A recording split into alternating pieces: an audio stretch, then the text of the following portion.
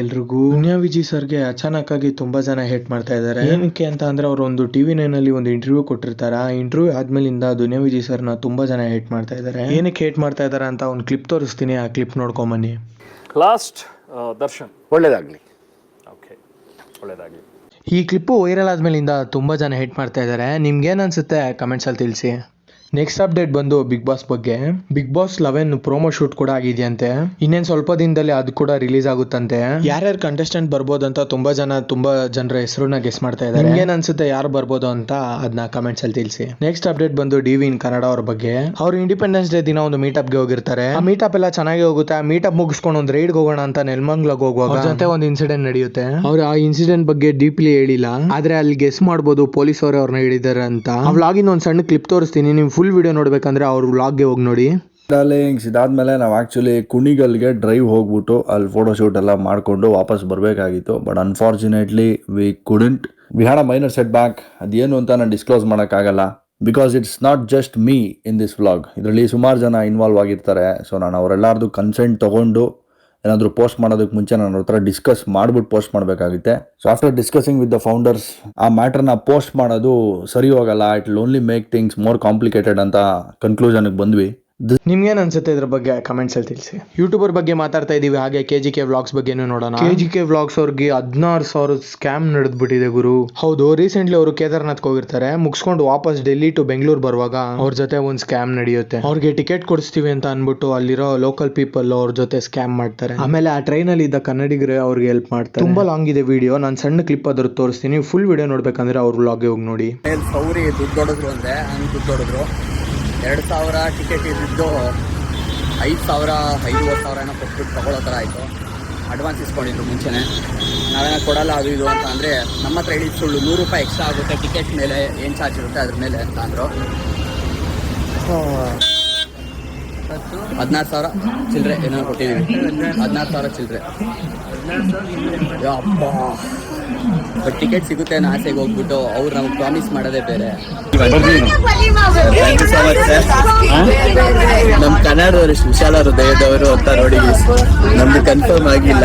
TC ಆಮೇಲೆ ಬಂದು ಹೇಳ್ತೀನಿ ಅಂದ್ರು. ಸೊ ಅದಕ್ಕೆ ಮುಂಚೆ ಇಲ್ಲಿ ಬಂದವರೆಲ್ಲ ನಮ್ಮ ಕನ್ನಡದವರೇ ಎಲ್ಲರೂ ಇಲ್ಲೇ. ನಮಗೆ ಅವರ ಒಂದು ಕನ್ಫರ್ಮ್ ಆಗಿರೋ ಸೀಟನ್ನು ನಮಗೆ ಕೊಟ್ಟರು, 3 ಜನ ಕುತ್ಕೊಂಡು ಹೋಗಿ ಅಂತ. ಎಂತ ಮೂಮೆಂಟ್ ಅಲ್ಲಿ ಹೆಲ್ಪ್ ಮಾಡಿದ್ರಲ್ವಾ. ನಿಮ್ಗೇನ್ ಅನ್ಸುತ್ತೆ ಇದ್ರ ಬಗ್ಗೆ ಕಮೆಂಟ್ಸ್ ಅಲ್ಲಿ ತಿಳಿಸಿ. ನೆಕ್ಸ್ಟ್ ನಾವು ಒಂದು ಸೀರಿಯಸ್ ಟಾಪಿಕ್ ಬಗ್ಗೆ ಮಾತಾಡೋಣ. ನಿನ್ನೆ ಹೇಳಿದ್ದೆ ಎಂಪಾಕ್ಸ್ ವೈರಸ್ ಹೇಗೆ ಸ್ಪ್ರೆಡ್ ಆಗ್ತಿದೆ ಅಂತ.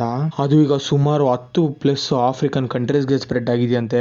ಅದು ಇನ್ನ ತುಂಬಾ ಬೇಗವಾಗಿ ಸ್ಪ್ರೆಡ್ ಆಗ್ತಿದೆಯಂತೆ. ಅದ್ರ ಸಿಂಪ್ಟಮ್ಸ್ ಏನೇನಂತ ಅಂದ್ರೆ ಸ್ಕಿನ್ ರಾಶಸ್, ಫೀವರ್, ಸೋರ್ ಥ್ರೋಟ್ ಮತ್ತೆ ಹೆಡ್ ಏಕ್ ಅಂತೆ. ಇದು ಯಾಕೋ ತುಂಬಾ ಡೇಂಜರ್ ಆಗಿ ಆಗ್ತಿದೆ ಅಂತ ಅನ್ಸ್ತಿದೆ. ನೆಕ್ಸ್ಟ್ ನಾವು ನೆಲಮಂಗ್ಲದಲ್ಲಿ ನಡೆದ ಶಾಕಿಂಗ್ ಇನ್ಸಿಡೆಂಟ್ ಬಗ್ಗೆ ನೋಡೋಣ. ಯಾರೋ ಹುಡುಗರು ವೀಲಿಂಗ್ ಹೊಡ್ಕೊಂಡು ಬಂದು ಗಾಡಿ ಗುದ್ಬಿಟ್ರಂತೆ. ಅದಕ್ಕೆ ಅಲ್ಲಿ ಇದ್ದಿದ್ದ ಪಬ್ಲಿಕ್ ಮತ್ತೆ ಅಲ್ಲಿನ ಲೋಕಲ್ಸ್ ಅವ್ರ ಗಾಡಿ ಜೊತೆ ಏನ್ ಮಾಡ್ತಾರೆ ನೀವೇ ಒಂದ್ಸರಿ ನೋಡ್ಕೊ.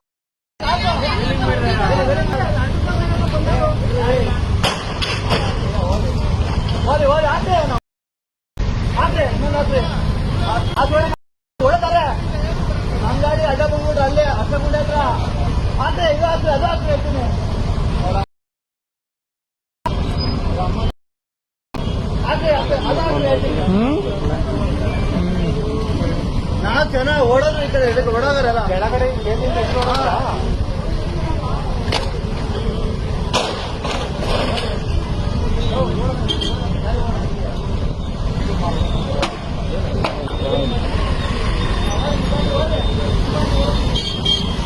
रोड जाम करवाकर ನಿಮ್ಮ ಪಾಡಿಗೆ ನಿಮ್ಮ ಹೋಗಿ ಕಡೆ ಹರಾಮ್ ಖೋರಿನೇ. ನೆಕ್ಸ್ಟ್ ನಾವು ನಮ್ಮ ಬೆಂಗಳೂರು ಬುಲ್ಸ್ ಬಗ್ಗೆ ಮಾತಾಡೋಣ. ಬೆಂಗಳೂರು ಬುಲ್ಸ್ಗೆ ಪ್ರದೀಪ್ ನರ್ವಾಲ್ ಕೂಡ ಬಂದಿದ್ದಾರೆ ಈ ಸಲ. ಬೆಂಗಳೂರು ಬುಲ್ಸ್ ಟೀಮ್ ರೆಡಿ ಆಗಿದೆ. ನಾನಂತೂ ಇನ್ನ ಮ್ಯಾಚ್ ನೋಡಕ್ ಮಾತ್ರ ತುಂಬಾ ಎಕ್ಸೈಟೆಡ್ ಆಗಿದ್ದೀನಿ. ನೀವ್ ಎಷ್ಟು ಎಕ್ಸೈಟೆಡ್ ಆಗಿದ್ದೀರಾ ಕೆಳಗಡೆ ಕಮೆಂಟ್ಸ್ ಅಲ್ಲಿ ತಿಳಿಸಿ. ನೆಕ್ಸ್ಟ್ ನಾವು ಗೇಮಿಂಗ್ ರಿಲೇಟೆಡ್ ನ್ಯೂಸ್ ನೋಡೋಣ.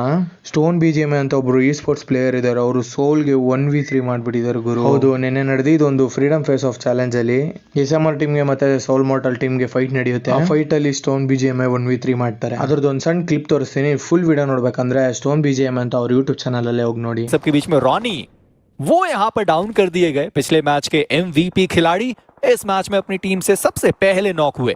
बचने के चांसेस थोड़े कम नजर आ रहे हैं. यस, उनको यहाँ पे फिनिश कर दिया जाएगा मैनी के द्वारा.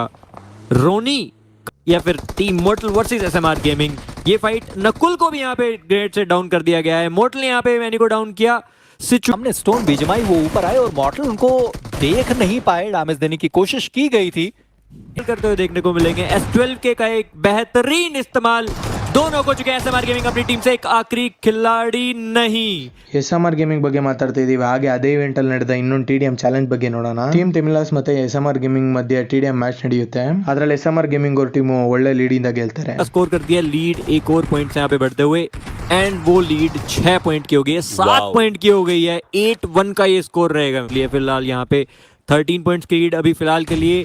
मेंटी की टीम को अगर यहाँ पे ये मैच निकालना है तो थोड़ा उनके लिए मुश्किल रहने वाला है, even though they are still trying कि वो लीड को यहाँ पे कम करें। 10 पॉइंट की लीड रहेगी, यहाँ पे 30-22 का स्कोर हो गया। 11 पॉइंट की लीड SMR गेमिंग के पास, जो कि यहाँ पे 12 पॉइंट की बन जाएगी। ऑलमोस्ट इम्पॉसिबल ये कमबैक रहेगा। SMR गेमिंग का एक बेहतरीन मुकाबला एंड बढ़िया वो खेल कर गए।